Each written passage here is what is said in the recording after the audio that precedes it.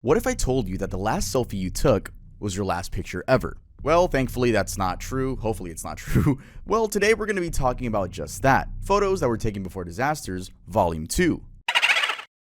Hey guys, welcome back to another video. My name is Tuv, and if you notice, the background is a little bit different. Let me turn on the lights just to show you guys. Here we are. This is not a new room. It's the same room, except the PC used to be right there where the plaques are now. That's where my entire PC used to be. The reason I moved my desktop was just so I can have a better walkway. It's way better when we stream over on twitch.tv/tuvington_ in case you care. But this is why you're seeing a new background. The only thing is I need to find a way to put my ambient red lights in the background because I turn off the lights and there is no ambient red lights. So I'm gonna get that figured out hopefully within the next 2 videos. But yeah, I just wanted to acknowledge the new setup.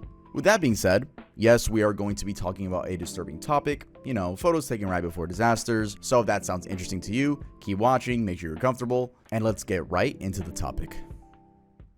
Thai diver Saman Kunan.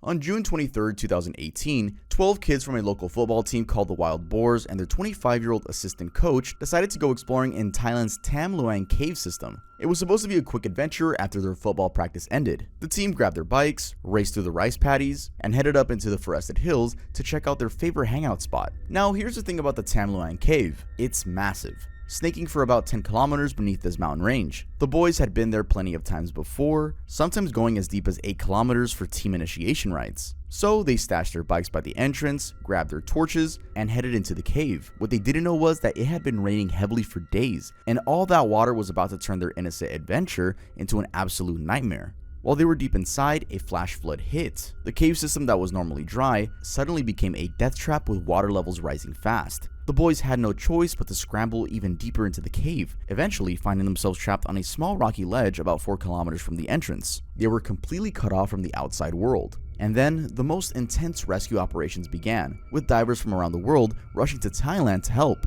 One of these brave people was Saman Kunan, a 38-year-old former Thai Navy SEAL who volunteered to help with the rescue. And this is the last photo they took of him, suited, ready to dive deep into those flooded cave tunnels to deliver oxygen tanks to the trapped boys. There's also this video of him where he looked straight at the camera and said, "We'll bring the kids home." But on July 6, while making his way back from placing air tanks along the rescue route, Saman ran out of oxygen himself. His diving partner tried desperately to revive him, but it was too late. All the kids made it, and this man just happened to have ended up making the ultimate sacrifice trying to save them. Dutch tourist disappeared in a jungle in Panama. So we did speak about this case in our ages 1 to 100 unexplained disappearances video. I'm telling you guys that in case this sounds familiar. If you already watched that video, then you could skip over this one and continue with the next one. But if you haven't, then let's get on with the story. Sometimes a simple hiking trip can turn into something absolutely terrifying, and that's exactly what happened to these two girls right here, 21-year-old Chris Kremers and 22-year-old Lisanne Froon from the Netherlands. This photo was taken on April 1st, 2014, and it shows them giving thumbs up, looking totally happy and carefree as they were about to start what should have been a routine hike on Panama's El Pianista Trail. The two friends had traveled to Panama with plans to volunteer at a local school and just experience life abroad. They were young, adventurous, and excited about exploring this beautiful part of Central America. So on that Tuesday morning, they grabbed their cameras and phones and headed out to tackle this popular hiking trail near Phuket. It was supposed to be a day hike, nothing too crazy. But then things took a really dark turn once the girls never came back. When they didn't return that evening, authorities launched a massive search operation. For weeks, search teams combed through the dense jungle, but it was like Chris and Lisanne had just vanished. No trace of them anywhere. Then, 2 months later, a local woman found a backpack by a riverbank, and it belonged to Lisanne. Inside were their phones, some money, water, and most importantly, their camera. And that's when investigators got their first real clues about what might have happened to these two girls. The phone showed that about 6 hours into their hike, both women had desperately tried calling emergency services, but they couldn't get through because there was no signal in that remote area.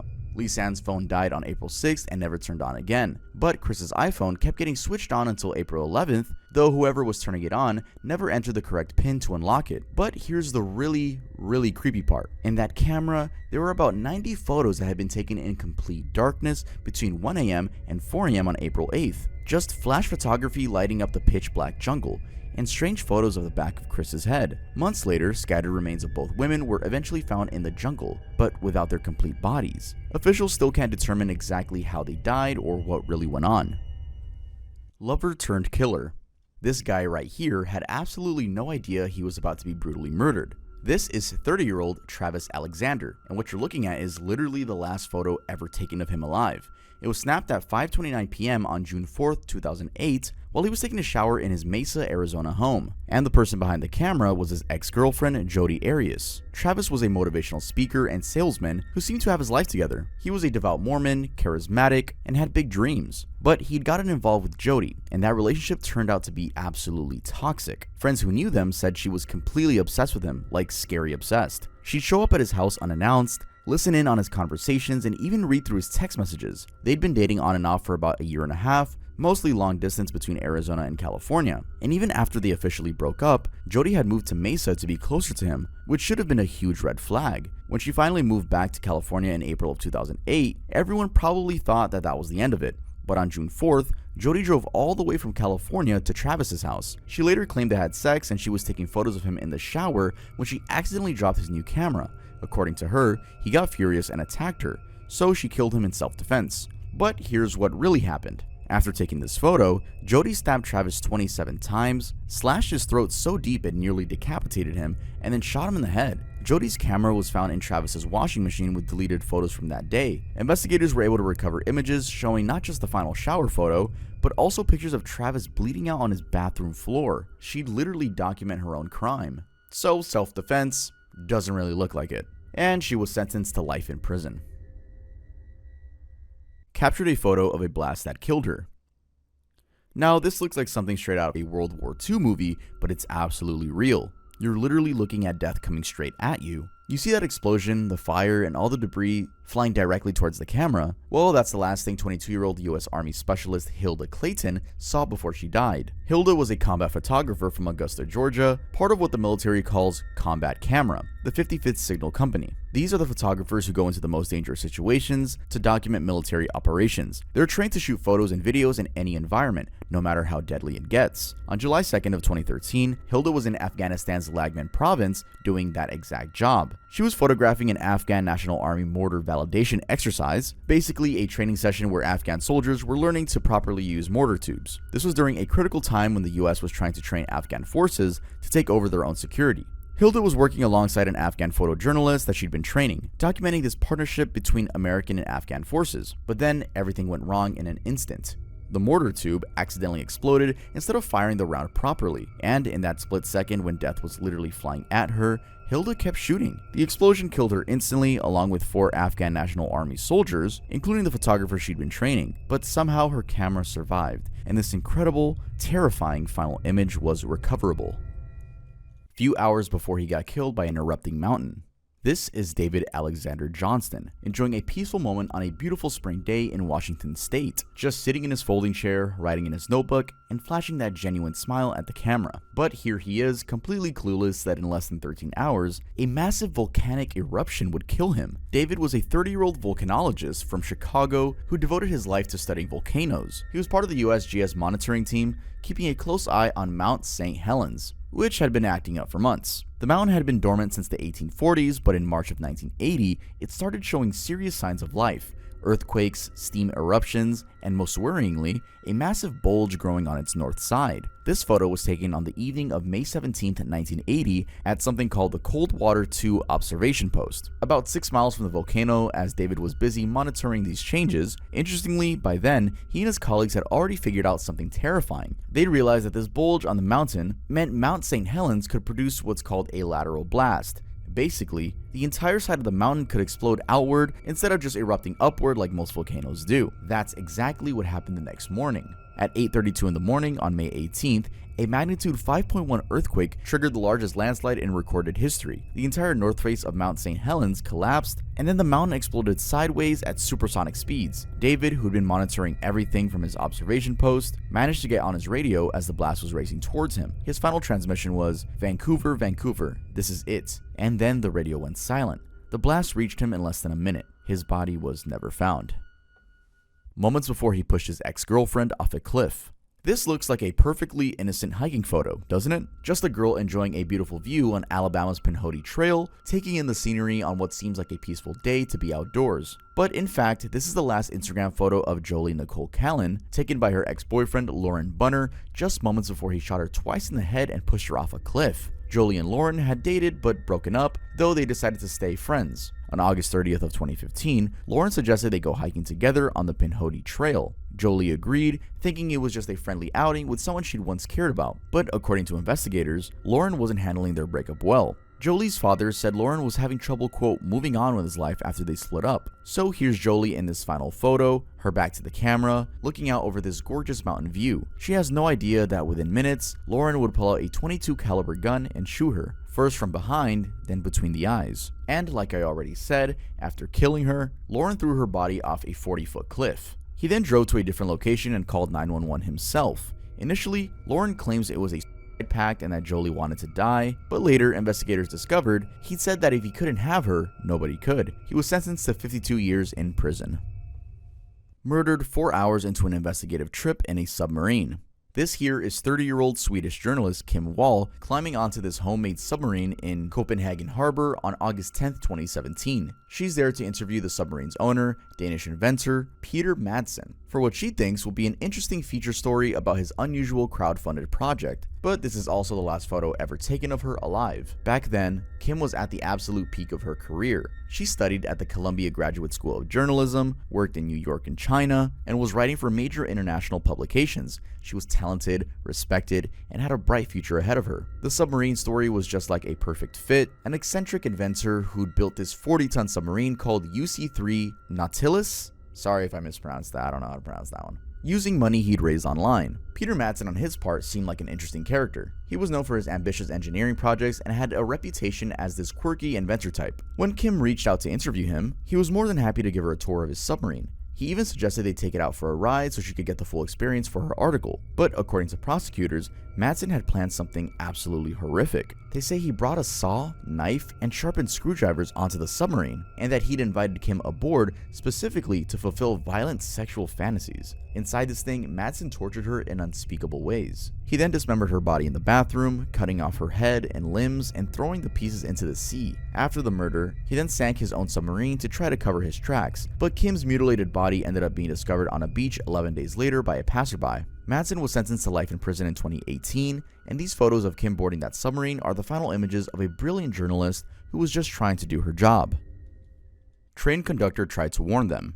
Next, we have these 3 teenage girls having the time of their lives, just taking a selfie by some train tracks in Utah. They're laughing, they're happy, and completely excited about their adventure. In fact, just before taking this picture, 13-year-old Savannah Webster posted on Facebook, "Standing right by a train, ha ha ha ha, this is awesome." But if you look really closely, you'll see something. See that bright light creating almost like a halo effect behind their heads? Yeah, that's not the sun. That's the headlight of a freight train barreling towards them at 55 miles per hour. This photo was taken literally seconds before all 3 girls were killed. The 3 friends were Essa Ricker, age 15, Kelsey Webster, age 15 as well, and her younger sister Savannah, age 13. On this day in 2011, they had gone to explore the Covered Bridge Canyon crossing in Utah because they were huge train enthusiasts. They loved watching trains pass by and waving to the engineers. In fact, they'd been waving to the engineers of a Utah Railway train that was passing by. They were having so much fun that they decided to take a selfie between the tracks, but what they didn't realize was that there was a second train, a Union Pacific freight train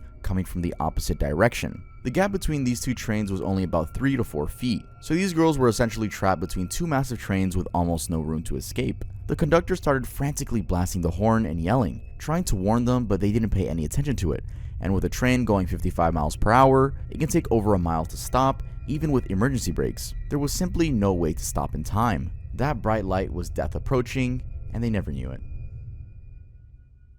She couldn't remember killing her friend. Here are 2 best friends, Cheyenne Antoine on the left and Brittany Gargle on the right. This is before heading out for a night of partying. They're both 18, they look happy, and according to everyone who knew them, they were absolutely inseparable. But if you look closely at this photo, you'll see something that would later become key evidence in a murder case. That black webbed belt Cheyenne is wearing around her waist. This picture was taken on the evening of March 24, 2015 in Saskatchewan, Canada. The 2 girls posted it on Facebook and then headed out to hit some bars and have a good time. But within just a few hours of this photo being taken, Brittany would be dead, and that belt Cheyenne's wearing, well, that would be our murder weapon. Early the next morning, a passerby found Brittany's body lying on the side of a road near a landfill in Saskatoon. She'd been strangled to death, and investigators found a black belt near her body. When police started looking into what happened that night, Cheyenne gave them a story about how they'd gone out drinking, met up with some guy, and then Brittany left with him while she went to go visit her uncle. But something felt off, and investigators eventually figured it out.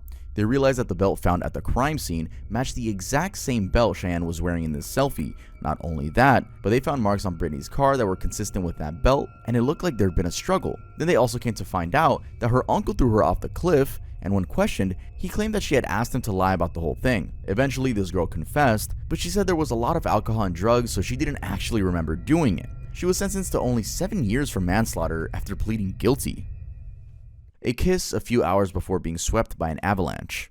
This is what pure happiness looks like. Norwegian climbers Cecile Skog and Rolf Bay, a married couple bound by their love for mountaineering, stood together at the summit of K2, one of the most dangerous peaks on Earth. Cecile had just become one of the first women to reach the top, and in that moment, they embraced, believing they were living the greatest moment of their lives, until that very mountain tore them apart forever. On August 1st of 2008, they were both part of a massive international expedition attempting K2. K2 is the name of the mountain, by the way. Cecile had reached the summit that day, but Rolf had turned back earlier, feeling tired and possibly suffering from altitude sickness. He waited for his wife, and they began descending together as darkness fell. As they were crossing the fixed ropes that climbers use to safely navigate the most dangerous sections, their teammate Lars asked Rolf if he wanted to go first. Rolf's response was the last thing he'd ever say. Quote, "Lars, I go first. You look after my wife," end quote. Within seconds of those words, a massive chunk of ice broke off from above and swept Rolf right off the mountain, directly into Cecile. She watched her husband disappear into the void. The same icefall that killed Rolf also cut the fixed ropes, trapping 15 other climbers without a safe way down. But Cecile didn't fall apart. Somehow she composed herself and continued descending through the night. When she finally made it to base camp, she had to call Rolf's parents in Norway to tell them that their only child was dead. That single night on K2 became one of the worst disasters in mountaineering history, killing 11 climbers in total.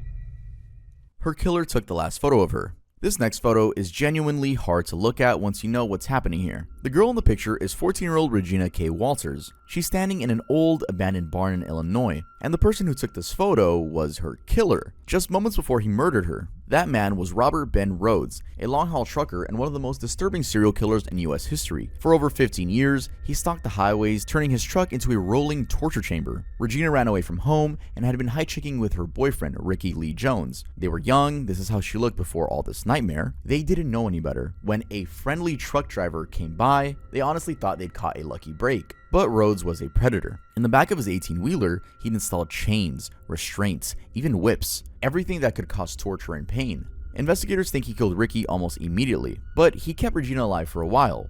How do they know this? Because he took dozens of photos of her over time, as if he was documenting everything like some kind of sick trophy collection. This photo, it's one of the last he ever took of her. He had cut her hair, dressed her in a black dress and heels, clothes she had never owned, nothing like she was wearing when she was taken. And the way she's holding up her hand, like she's trying to shield herself or say, "Please stop," it's just heartbreaking. That barn where the photo was taken is where they would later find her body. But he was free for some time until 1990, when during a routine traffic stop, an officer heard screams coming from the back of his truck, a woman alive, begging for help. Inside, they found his quote, "murder kit," and all the tools he used on his victims. Authorities believe Rhodes may have killed over 50 people. Today, he's serving 2 life sentences without parole. Selfie before tragic Tinder date. This is 24-year-old Sydney Liu from Lincoln, Nebraska, and she's getting ready for what she thinks is another Tinder date. This was on November 15th of 2017. Sydney had matched with a woman named Bailey Boswell on Tinder, and they'd already gone on one date a few days earlier. Everything seemed normal. They'd hung out, had a good time, and Bailey suggested they meet up again. So Sydney got dressed up, took this photo, and headed out for what she thought would be another great date. But Bailey wasn't operating alone. She was working with her older boyfriend, 56-year-old Aubrey Trail, and together they'd been using Tinder as a hunting ground. Their plan was for Bailey to lure women through the dating app, and then Trail would kill them. Sydney was their target. When Sydney arrived for her second date with Bailey, she was taken to an apartment where Trail was waiting. According to prosecutors, the couple had already bought dismemberment tools from a home improvement store the day before, chilling knowing that all this was while Sydney was still alive and going about her normal life, completely unaware that someone was literally shopping for gear to murder her. Trail later confessed that he strangled Sydney with an extension cord.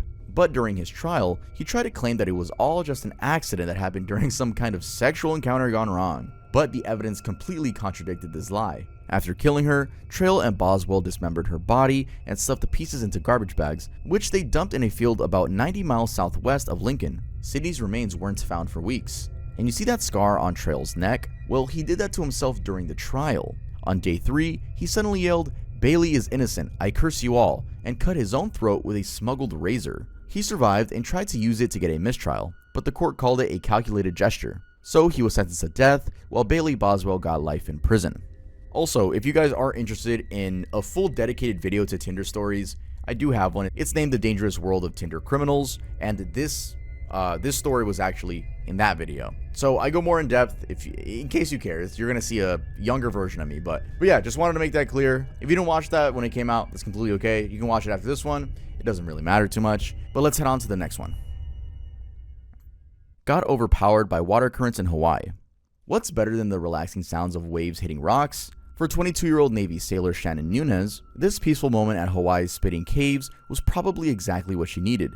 A fun day out with friends, soaking up the Hawaiian sunshine, and getting ready for an adrenaline rush. But this photo was taken moments before she jumped, and it would end up being the last image of Shannon alive. To the YouTube reviewer that's probably going to watch this video, no, this was not a self-delete attempt. It was just a horrible situation that was not planned. Shannon was an officer and aircraft mechanic stationed at the Marine Corps base in Hawaii. She was originally from Whittier, California, and had only been in Hawaii since February of 2014, just a few months before this tragic day in June. Like so many young military personnel stationed in Paradise, she was probably excited to experience all the adventure Hawaii had to offer. The Spitting Cave is this notorious cliff jumping spot near Portlock that gets its name from the way the waves crash into the cave and then get, quote, spit back out as whitewater. It's become this popular daredevil destination where thrill seekers jump from various heights into the ocean below. But what many people don't realize is just how dangerous the currents can be down there.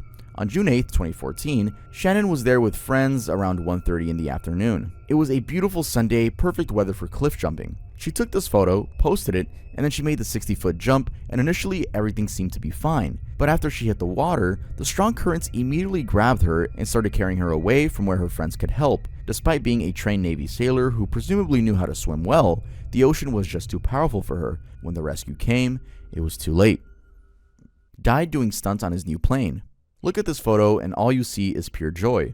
This was taken on November 5th of 2017 when MLB Hall of Famer Roy Halladay was celebrating with his son's baseball team, the Florida Burn. This was after they just won a tournament, and 2 days later, Roy was dead in the most disastrous way possible. Roy Halladay had been one of baseball's greatest pitchers. He'd thrown a perfect game, a playoff no-hitter, made 8 All-Star teams, and was later inducted into the Hall of Fame. But after retiring from baseball in 2013, he developed a new passion, flying. He got his pilot's license and had recently bought this really cool amphibious plane called an Icon A5, which was basically marketed as a jet ski with wings. On November 7th of 2017, Roy took off from a lake near his Tampa home just for a fun flight.